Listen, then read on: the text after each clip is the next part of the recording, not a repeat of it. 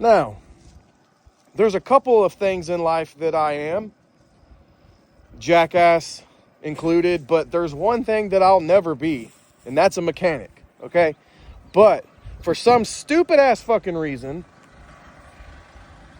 my boss bought this piece of shit Chevy work truck that's 4 cylinders. 4. And with it,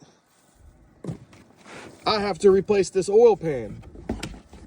This is the oil pan for this truck, or whatever you want to call this.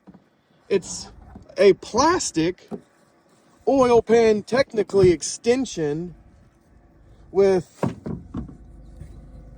torque specs at 75 inch-pounds, not 75 foot-pounds, for these bona fide fucking roofing screws. Have y'all ever seen some shit like that? Fucking Chevys, dude.